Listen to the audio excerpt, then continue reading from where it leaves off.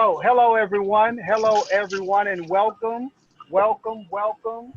to the Google Educator group of Louisiana's distance learning session for today. I am giving everyone just another moment to continue getting admitted into the room. If you are not currently on mute, if you could take a moment and mute yourself, that would be super duper awesome. And we are admitting a last couple of people in, and then we will get started. If you could do me a favor and let us know in the chat right now where you are joining from, give us your role, what do you do, or your subject matter, or your role at your school, and where you are joining this session from in the chat at this time.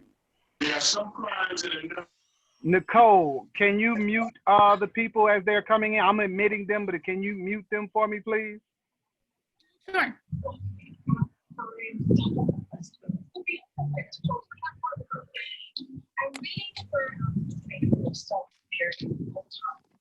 All right.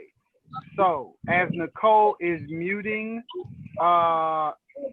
you as you enter, just drop into the chat. Okay, I see we have people who are teaching English as a second language. We have people from, Argentina is here. The Philippines are here. We have California, Kansas, Peru. Welcome. We've got high school people, special education people. Awesome. I do welcome everyone here. You can go to the next slide, Nicole. Now, I am normally here. My name is Wiley Brazier V, and I am actually normally on camera and everything. But today, I had a quick little emergency, and so I am joining from my phone, and to keep my video off is best in order to make sure that I am able to get good sound and a good signal connectivity to you. I am the GEG Louisiana leader. I also have in here today Ms. Tyler Colson. She is one of the captains for Louisiana GEG as well. And I am a Google certified educator, both level 1 and level 2. I'm a cloud certified person, Google certified trainer, and Google certified innovator, as well as a few other things as well. So today, if you'll hit the next slide there, Nicole. The website for GEG Louisiana is right there, geglouisiana.com. We try to keep everything really simple and basic so that you can follow along with us. And with that being said, we are on social media. Facebook, we have a Facebook group that is, pretty active, Twitter and all of the other areas, but you can connect with us from the website and connect to all of our different platforms there. Next slide.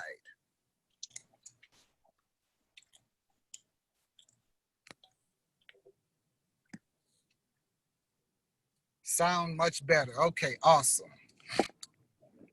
All right, so during this time, as I stated normally, I am there. Can everyone hear me okay? Drop a quick yes there in the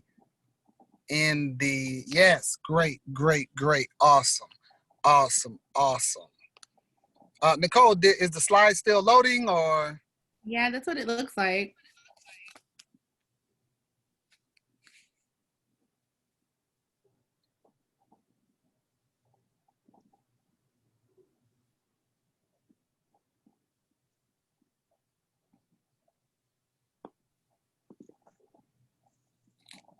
Okay, and so this is Knikole Taylor. She is we're gonna keep moving forward. That is the magic of live learning, right?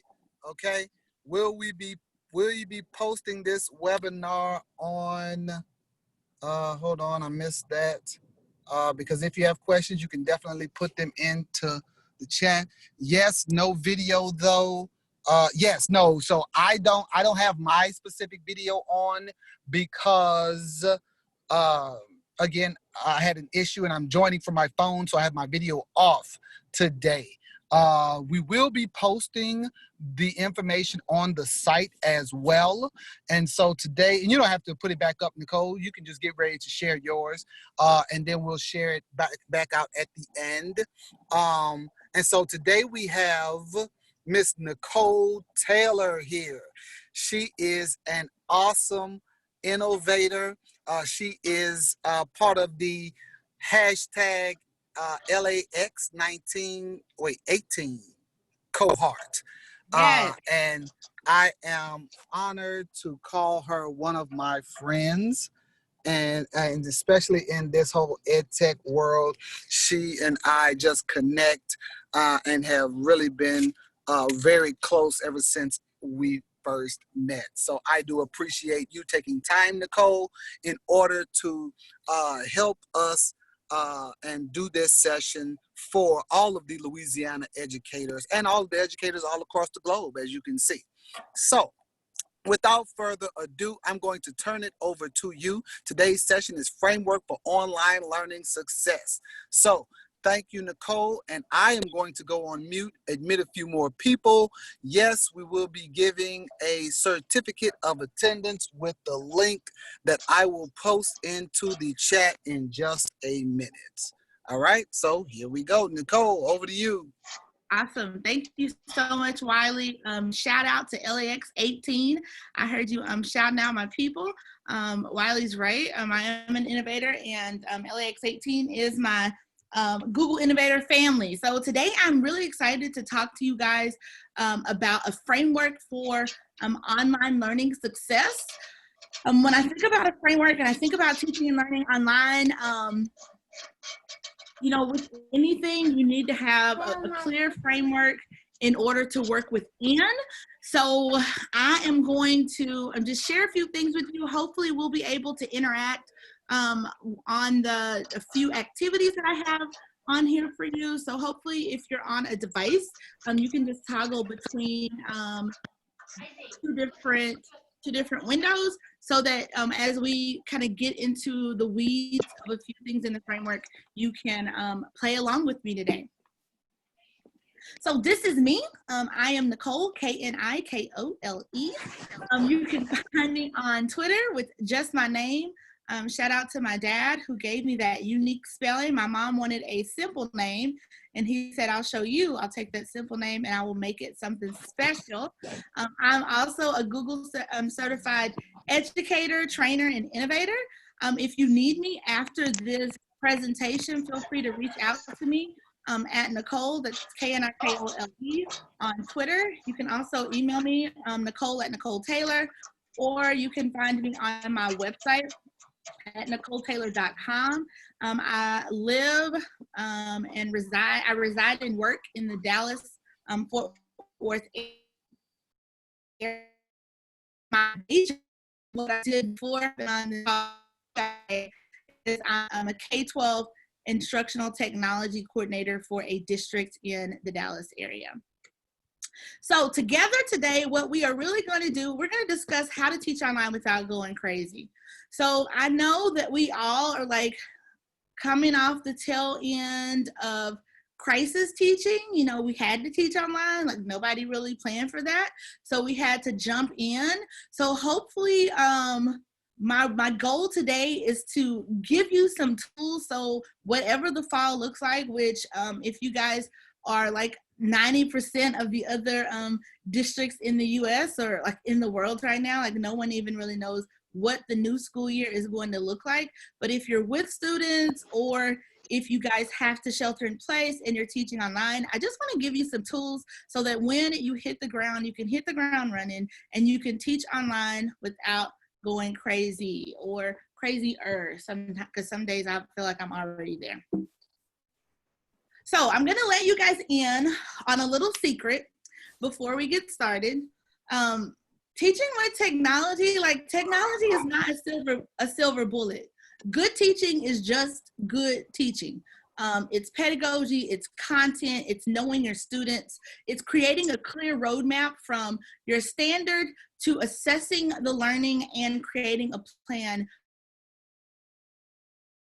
How technology can help us with doing this, because good teaching is just good teaching. After spending 10 years in the classroom, I was an instructional coach for a number of years before coming into the world of EdTech, and from the classroom to campus administration to district administration, I've just learned that good teaching is good teaching. And when you strip everything to the bare bones, when you put up the iPad, you put up the Chromebooks, you put up the tablets, you just got to have good pedagogy. You just got to know your standards, and you have to know your content. You have to know how to get kids from point A to B to C. So hopefully today, I will be able to give you some tools, things to think about, even before you look at the tech piece, even before you go to choose the tool. Like, what should we look at and what should we know in order to be successful with online learning? So the first thing we're going to look at is content. And so this is, what do students need to know? So I'm going to actually share with you a document, and everything that I have here, you don't have to worry about writing it down. I will actually give you the opportunity to give me your email address, and I will send all of this to you. You'll have everything in this presentation. So before we can even talk about what kids need to know, we have to unpack the learning. And so we want to know, what do students need to know? And so this encompasses your learning standard, whatever, I always say, the people, whatever it is that they say that kids should know and be able to do, which is a lot. I know with one learning standard, you could be there sometimes a couple of days, or it could encompass an entire unit. So looking at the standard, creating a learning plan, and figuring out how to get kids from where they are to where the standard needs to be. So first step, we're going to look at the learning standard. And I'm going to go through this really fast, because I'm going to give you actually a copy of this plan, a template, as well as how to get through it. But we have to first start by just looking at what kids need to know and be able to do. And so this is just a learning plan. In the state of Texas, we have TEKS. And so in Texas, we unpack the TEKS, but you can definitely use this to unpack Common Core or to unpack any learning standard that you have to teach. So the first thing we're going to do is just look at the learning standard. Like, what does the curriculum say students should know and be able to do? And so that is basically the verbiage that comes from your state learning standards, and whatever you teach, whatever grade level, whatever content, whatever subject, like, this is where we start. As cool and as fun and as flashy as all the tools are, I love the tools. Like, I'm a techie, I love it, but we have to start here. What should kids know? What should they be able to do? And so we rely heavily on that state standard. Next, we look at, what did kids learn before this lesson or before this grade level? Like, what knowledge are they bringing to this standard? After we know what they're supposed to know and what knowledge they bring with them, then we can establish some essential questions. And of course, these things don't have to be in this order, just depending on how your brain works. I kind of like to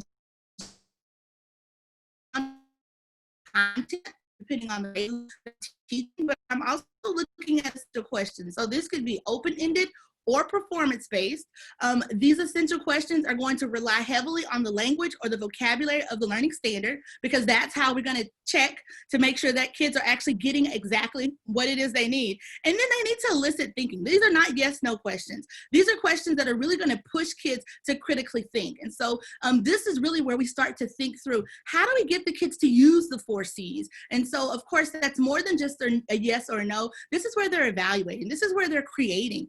This is where they're collaborating with their peers. So we think through those things as we look at building our essential questions. Of course, again, the vocabulary, going right back to that standard, generally it has a lot of the vocabulary aligned in it. Again, the verbs, I'm pulling the verbs right back out of that learning standard. Should it say that kids should, does it say kids should communicate? Does it say that kids should explain?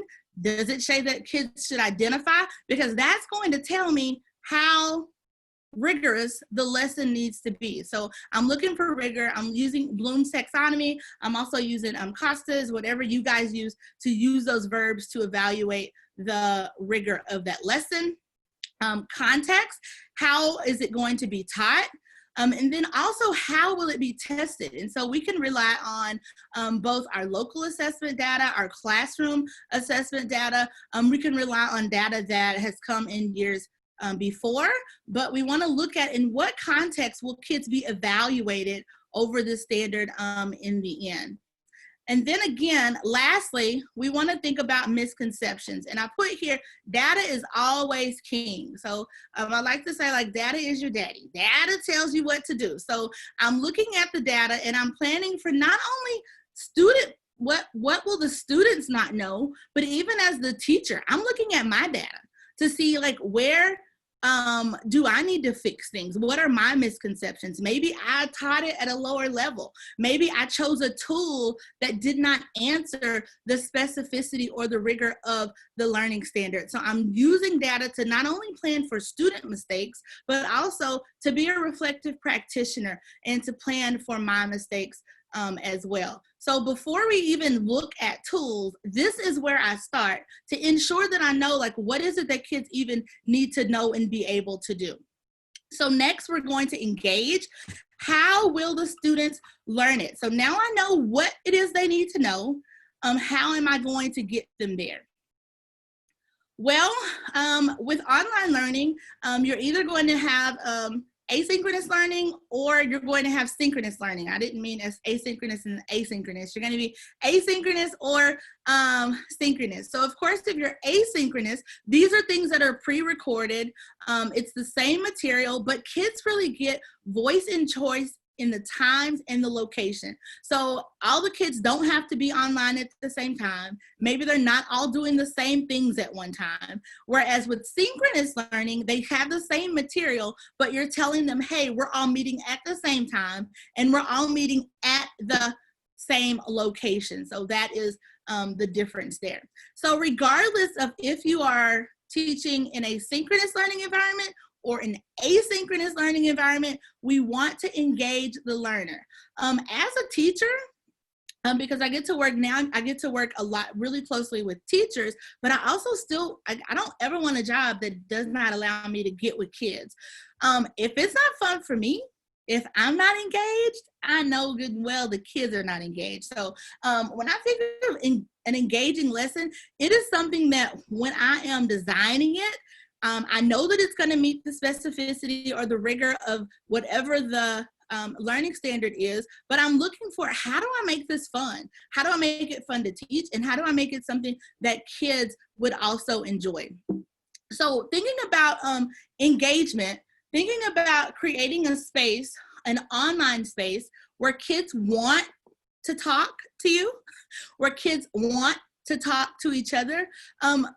I think sometimes we can kind of put the cart before the horse and we say, hey, everyone jump on this Flipgrid and let's talk. Or, hey, everyone, dump your assignment on here. So one of the things that we really should consider as we move into the new school year is, like, how are we going to build community? It's really easy, easy for when face to face because they're with the students, but virtually we also have to, like, build community and make sure that we create a trusted space, that we are building strong relationships with kids so that they want to share and they want to connect with us. So we're going to build a little community here while we are on here together. There are a lot of y'all on here, so I'm going to see how this goes. I'm sure that not all of us will jump on at one time, but I have a Jamboard, and Jamboard is a great tool. It's just an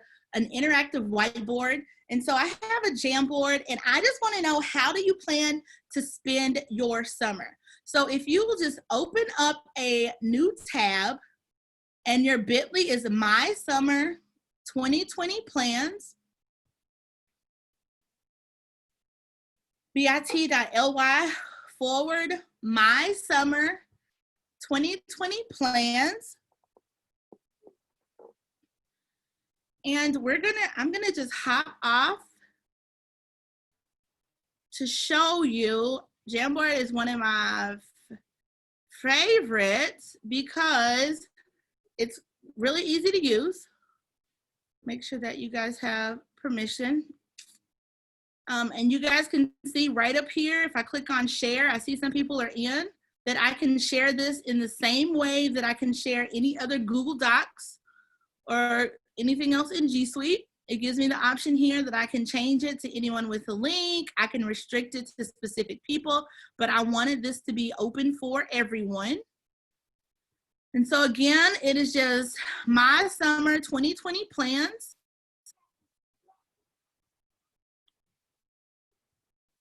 And so once I get in here, I can see on the side that I have tools that I can use. Somebody's spending time in the mountains. I want to go to the mountains or some sand. I can add a picture if I want to. And so I'm gonna go, I can do a search. I can upload from my computer. This is what I really want to do. I want to get some of this summer. We'll see what happens with that. Maybe some rest, possibly. Oh, wow. Somebody's going somewhere really nice. Professional development, read, write, reset, and learn. Cool. So you guys can see here, I can also put a sticky note if I want to. Rest, read, learn, repeat. I feel like that's what those are the things that fuel me. So something like this, especially if I don't know what the fall will hold for all of us, but something like this to do a check-in where kids could even just post a picture or, hey guys, we're learning about fractions today. Tell me what you know about fractions. Or, hey guys, how are you today? Or what are you thinking about online learning? Spaces like this just help to create community, to foster community. So that is one of my favorite tools, which is Jamboard. If you guys are in a district that is a G Suite district and you are unable to use Jamboard, you may need to ask whoever it is that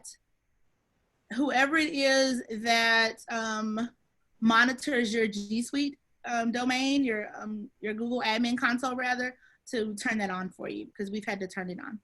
The next tool that we're going to look at, and we're going to look at a few different things, have to do with Google Slides. And shout out to Dr. Julian Reed, because we spent some time together a couple weeks ago, and she has shared some ideas that I am going to kind of piggyback off of as we go through these next couple of slides. So the Google Slides is a great way for collaboration and interaction when it comes to online learning, whether that's asynchronous or synchronous learning. And when I'm thinking about online learning, I'm not only thinking about like COVID-19 teaching. I'm not only thinking about crisis teaching, but these same strategies and tools can also be used for like flipped or blended instruction as well. So with collaborative and interactive slides, you build relationships with peers and partners and groups. You can also use them for student-created slides to introduce a topic or even introduce each other. You can use them to choose your own adventure. And then one of my favorites that we will explore a few slides down is for HyperDocs. So we are going to look at collaborative slides. And so this is a great way, again, to engage learners. Today we are just building, these kind of sessions are hard because you're just like talking to yourself. So this is my way to talk to you guys as we go through these slides. So we're going to work on some collaborative slides. If you guys will go here, it is bit.ly/collab with slides. That's bit.ly/collab with slides.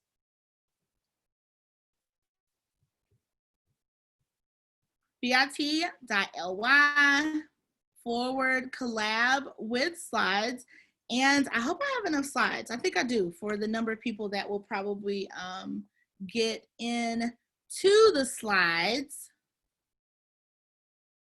And I'll go back. I don't see anyone in here with me yet. I see some people. bit.ly collab with slides. And so I see some people. I see 2 people, 3 people on one side, no slide wars. What you're going to do is you'll just choose a slide where no one is. Valerie, I see you're already on there. Thanks for getting started. And so what you're going to do is you're just going to add your name, and then you will add a picture or a Bitmoji. How do you create community with students online? Like, what have you done? Like, I love collaborative slides. Maybe you have something else that you've used. If you will share that. And how can or will you use collaborative slides with your students? So feel free to erase what I have and then go ahead and add your answer. And again, that's bit.ly/collab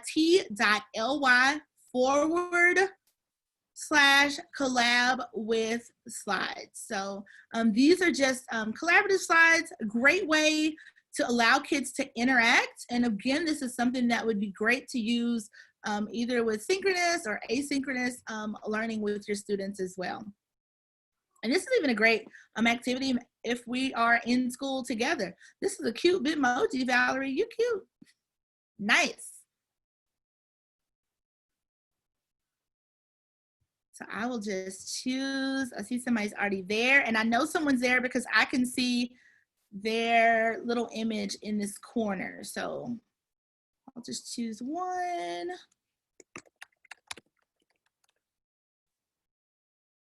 Add a picture, a Bitmoji of myself.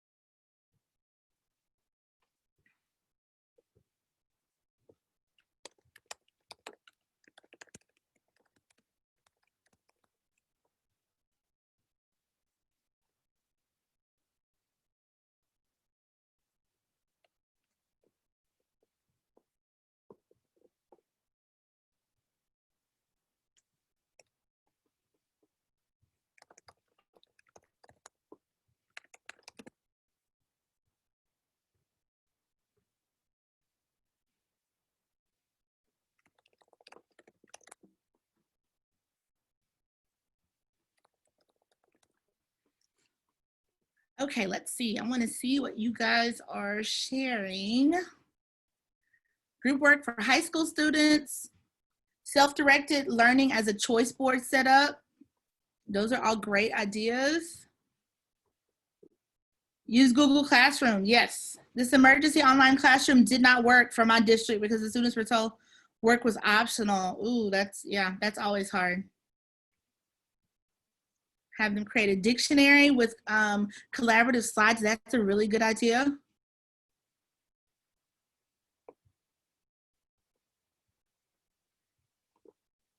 Yes, slides are hard for pre-K students, but possibly something that would allow them to a screen capture or something would be great. So you guys all have access to these slides.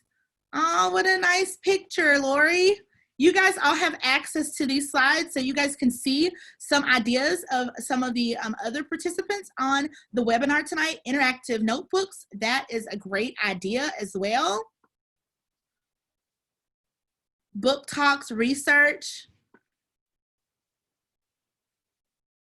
Yes, and I like Google Classroom also because you can do, you can also have discussions, like have posts. I've even seen people use Padlet for things like tell me a funny joke or post a GIF that answers this question just to help to engage. But I love these ideas also about like using them for book studies or using them for book chats, or I could even take this same template and give the kids a character from a book and have them do certain things, maybe how the characters at the beginning of the story and how they change, or vocabulary words, and have them to give me a pictorial model and a vocabulary, and then maybe have them solve something. So it's a lot of different ways that we can use these interactive slides to allow kids to demonstrate their learning, or to just have them hop on and say, hey, or whatever, just to kind of build community. There are a lot of ideas there as well.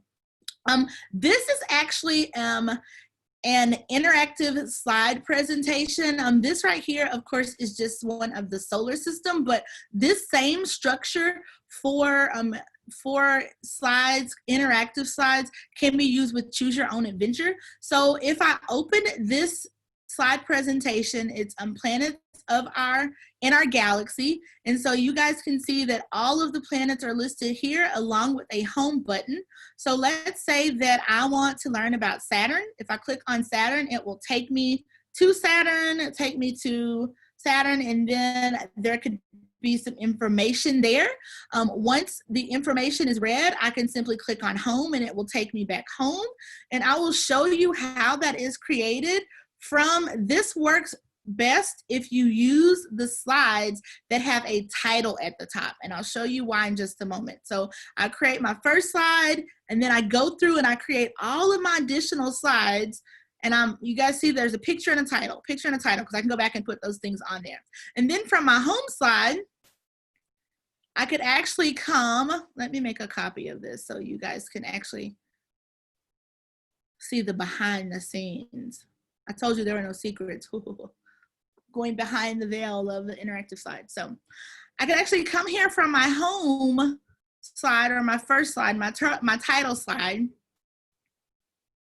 So these are all my slides here have the same format. I can click on here and I can apply layout.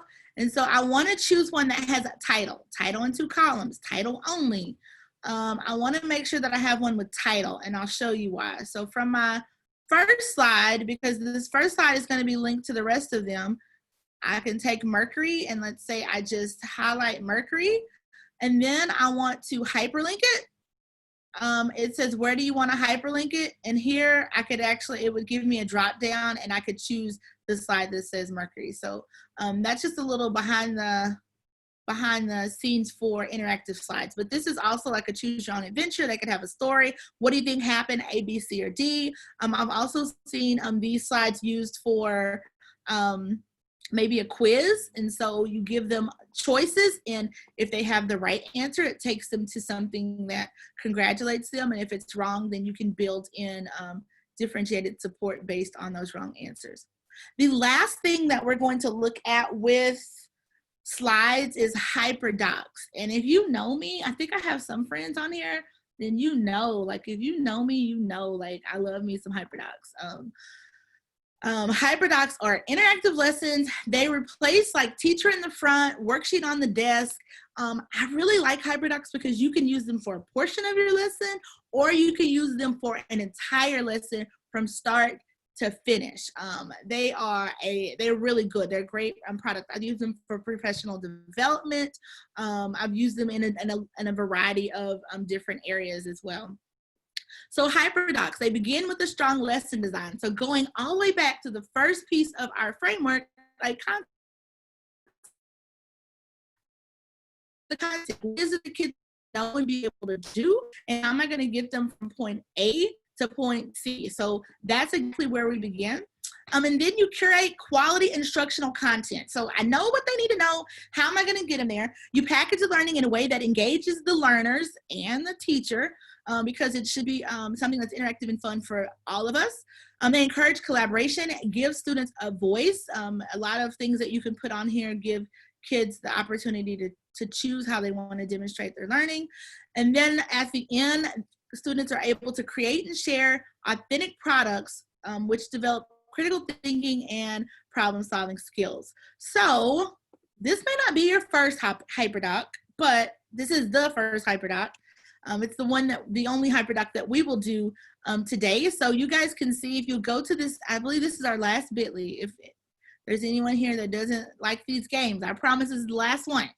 So if we go to bit.ly/36F VLFK, I believe that's in it now. And so when you actually pull that up, and just in the interest of time, I will pull that up because I'm going to send this to you. I just want to pull it up so you can see it. It's going to ask you to make a copy.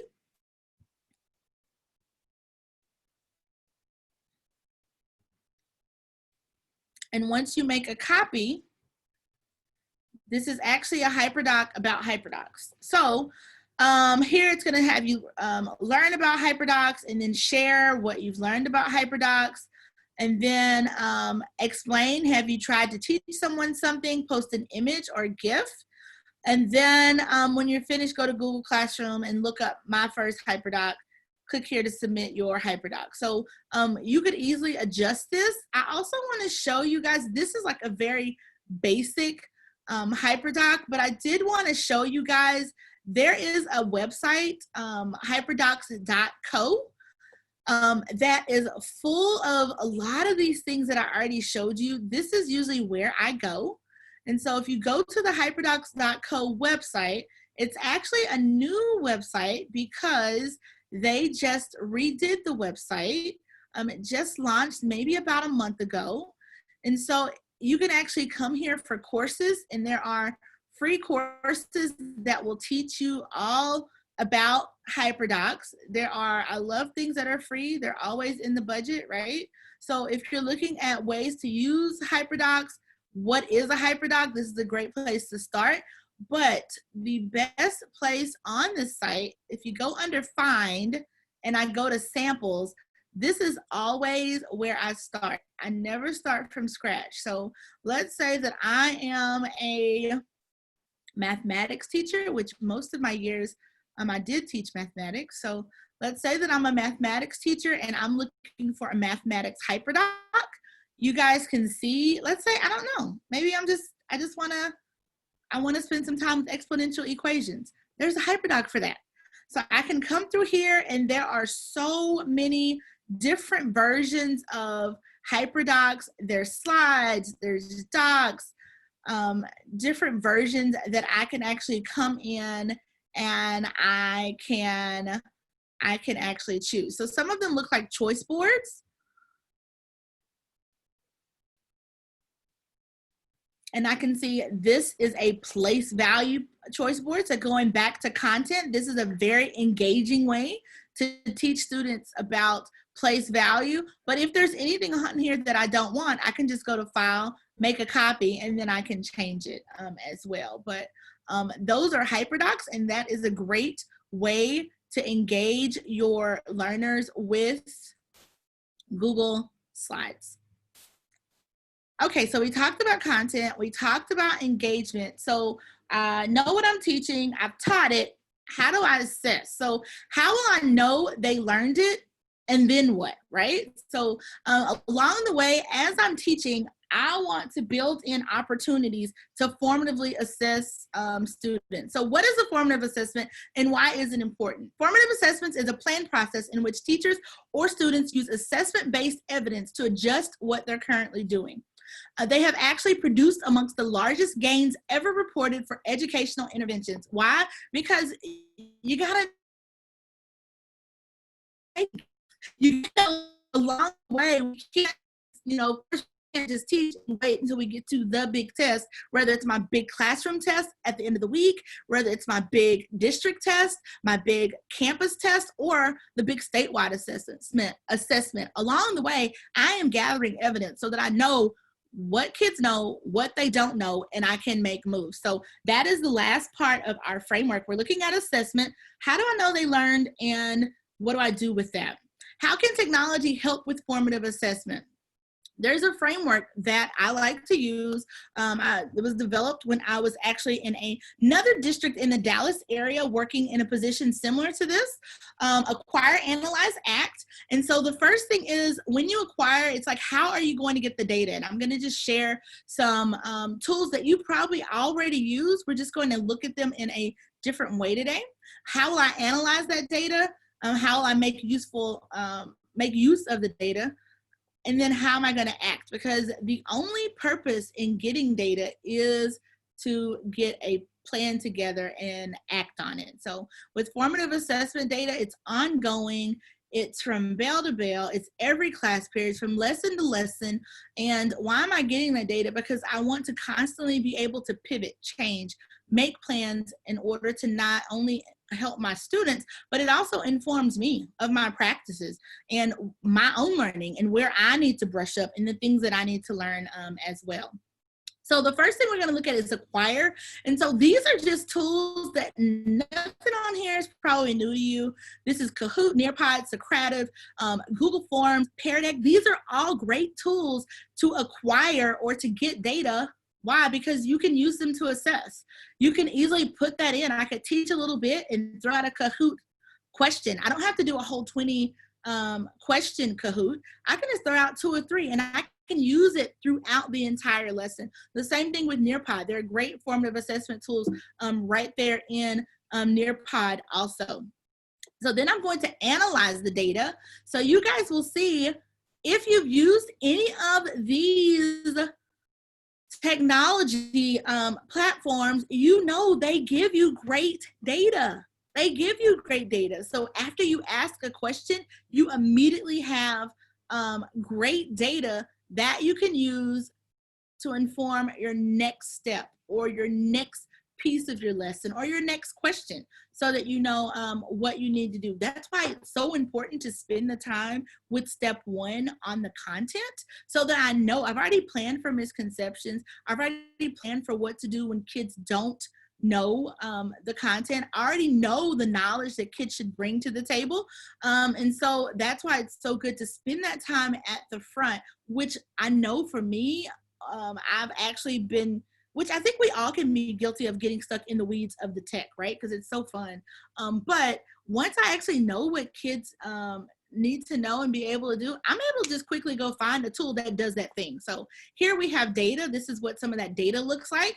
Once I have the data, the only reason I'm going to assess, and remember, we are constantly doing something, formative assessment, doing something, formatively assessing, because data is king. Like, data is going to tell me what I need to do. It's going to tell me, yes, the kids are getting it, or if less than 70% of the kids are getting it, it's going to inform me as a reflective practitioner that maybe I need to ask for help, or maybe I need to dig into the standard a little more. So it's going to tell me what moves to make with kids. It's also going to tell me what moves that I can make professionally as well. So once I have that data, what do I do with the data? So the next steps could be differentiation, remediation, extension, reteach, or small groups. Now, I feel like most of us, as we've learned how to teach, like, we are so good at the differentiate. We think high, low, medium. We think reteach. We think small group. But really think about what happens when kids get it. Because if you're going through if you're putting this framework in practice and you're putting this framework in place and kids are learning, you need to be prepared for what happens when the kids actually get it. And so planning for those next steps based on data. So Google Classroom is a great thing that we can use to act on data. Students can join multiple classrooms. You can also differentiate by readiness level. I love Google Classroom because I can push out something. Maybe I have kids and I have that have just like crushed it, but I don't want to leave the 5 behind. I can push out an extension activity for those 20. I can push out a remediation activity for those 5, and none of the kids have to know that it's different. Love, love, love, love, love that about Google Classroom. Yeah, and groups of students. Google Slides, you can do mini lessons with links to resources, hyperdocs, embed videos for reteach, and you can even embed those videos in the hyperdocs or in the interactive slides or in the choose your own adventure based on how kids perform as well. They're also self-paced, so that's actually a good thing for students as well. Google Docs, again, we talked about hyperdocs. So I've established, like, I could take hyperdocs and I could say on this hyperdoc, or on this choice board, I want you to do this square only, or I want you to, maybe the kid doesn't need to do the lower levels of the hyperdoc. They're ready to go ahead and apply, and they're ready to go ahead and extend because the data says that. I can actually use my hyperdoc to differentiate as well. Additional resources for students who need it, and you can also give specific student feedback and support. So we have come to the end. That was fast and furious. Hopefully you guys saw something maybe in a different way. You saw tools and thought about, hey, maybe I can use it in that way. But when we think about our framework for online learning success, it's just 3 steps. Number 1, content. What do students need to know? And in my opinion, this is the most important piece of the framework, because if I don't know what students need to know, if I don't know what they should have learned before they got to me, if I don't know the rigor and the specificity of that standard, like the rest of it is a wash, because I can't engage them. We're all over the place. And then I don't even know what to assess either. So I'm looking at the content. What do students need to know? I'm looking at number 2, how will they learn it? What am I going to do to engage them? So how am I going to build up a community of learners that are engaged and interactive? They're bringing bringing all of their energy and knowledge to the table. And then step number 3, how am I going to assess and act? How will I know what they've learned, that they have learned it? And then what will I do with that data? Because we only assess in order to make instructional moves. So all of the resources for today, I will gladly give them to you. They are yours. You can actually go to this bit.ly. It's just bit.ly/Knikole. That's capital K, Nikole. And I will gladly ship that to you via email. Awesome sauce, man. Look, I need everyone to give Knikole a huge thank you. All of you on mute, so not a round of applause. I want you to drop it into the comments. Give a huge thank you. This was super duper awesome. As I always tell you, Knikole, you are the bestest, the hostess with the mostest. Okay, I am super excited to call you a friend, and you are just jam-packed with value. So look, everyone, Knikole, can you swap back up and make sure that we go back to the other slide show for me too? Because we are also going to make sure that we put some of the information on the on our website as well. We're going to share some of these the recordings and some resources. Knikole, I'll make sure that you have everyone who's here, and that way you can send them some information to follow up with as well, because I know that you have a lot of things that you want to share with them as well, and that I'm sure that they want to know. So again, all of those resources and the webinar and everything will be there. She's giving you a bit.ly where you can input your information and get access to them via email as well. We do want to take a moment. If you have any questions, you can feel free to drop them into the chat while I am speaking here. And then Knikole will, I'm sure she will take a moment to answer those questions for you. So we'll just take a moment to answer those questions for you. I do want to share with you one other thing. Knikole, if you could click on that GEG Louisiana link right there.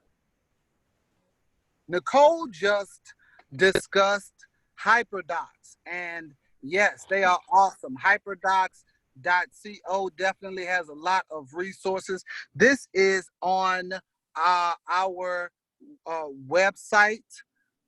This is on our website. And if you scroll down, I just want to orient everyone with the website.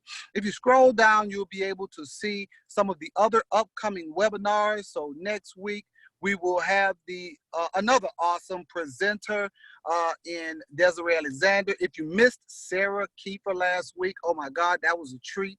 We just have some great things. I am updating the calendar because we haven't even had our official relaunch for GEG Louisiana. We are just letting the momentum build, and then we want to do a huge relaunch. Okay, go ahead and scroll down for me, Nicole. If you have keep scrolling down. If you have additional, you can connect with us all on our social media there.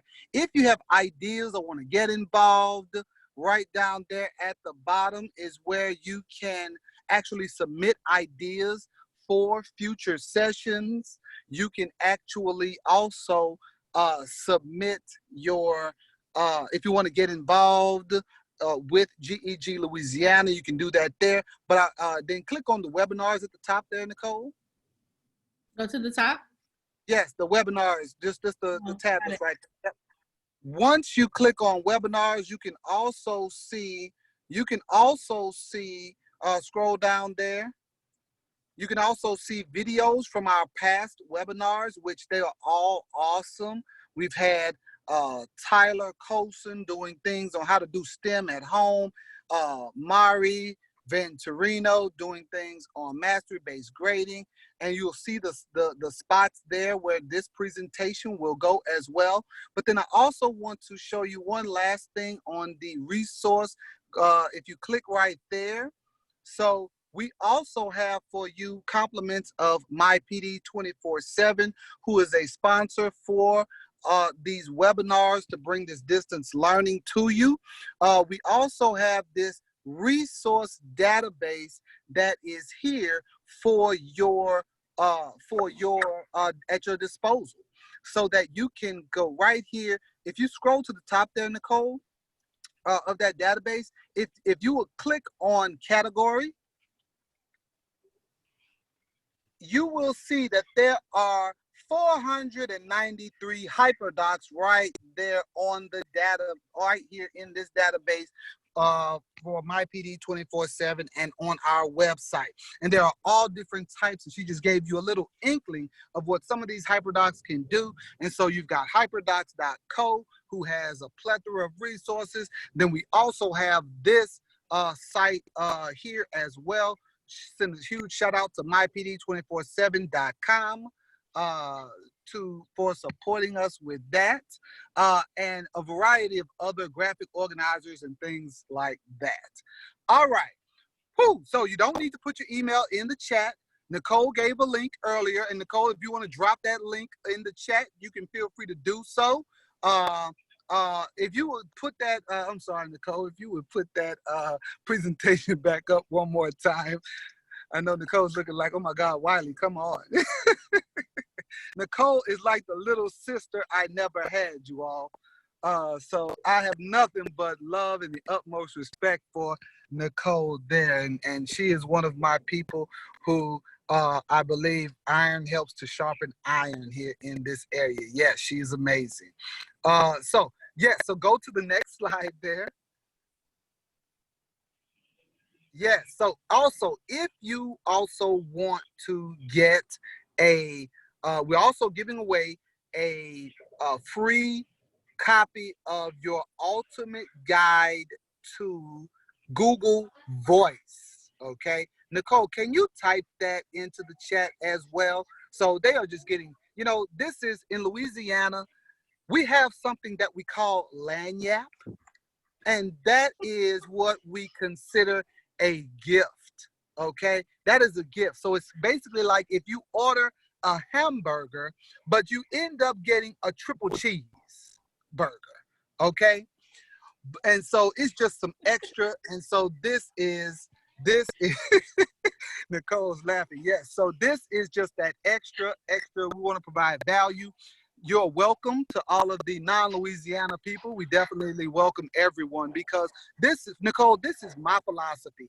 If we keep this thing close to just Louisiana, we don't know where all of our Louisiana students will end up being. So we don't know. They might end up being in Argentina or in the Philippines are in Texas or in Colorado, or vice versa. Students who are in Colorado may end up being leaders in my community. I may not always be here in Louisiana. I may move somewhere else. And so for these, James Baldwin has one of my favorite quotes, and that is, "For these are all of our children, and we shall either profit by or pay for what they become."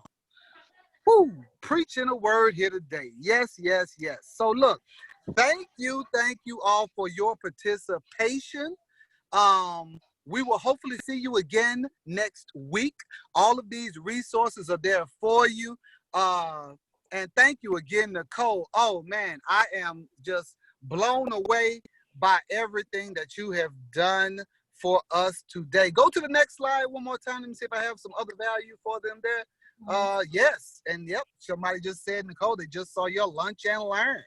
Okay, so Nicole does lunch and learn. She's not providing you lunch, but you can learn on your own lunch. Okay, and so she's doing some things like that. So if you go to that link that she shared with you, that is where you can, I'm sure she's going to be able to send some of that information as well.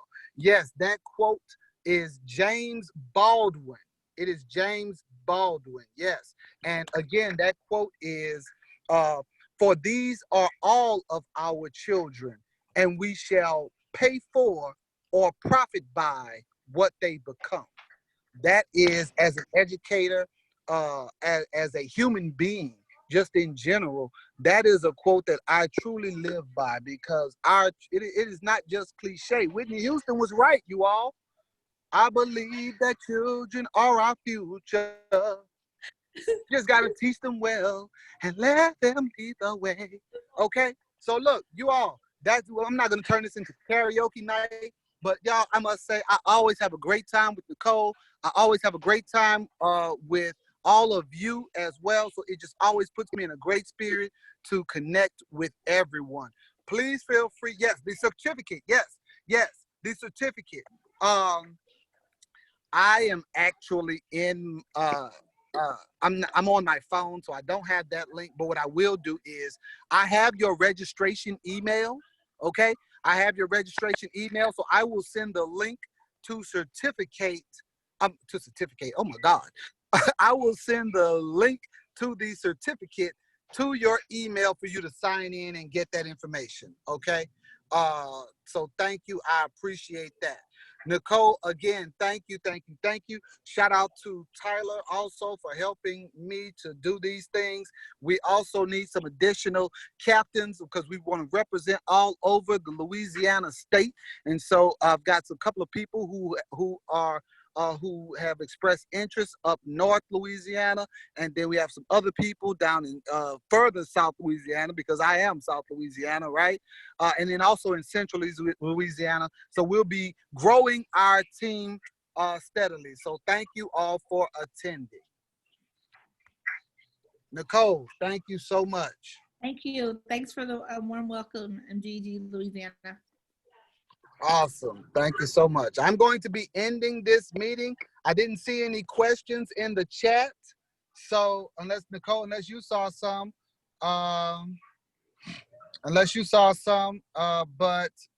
yes, awesome. We're going to be sending you lots of follow-up information. You've got all the links. We're going to be sending you the certificates, resources, and just, who knows, I might actually send you a video of me singing that Whitney Houston song. Just kidding. Okay, I'm just kidding, you all. All right, so thank you. We'll be ending this meeting.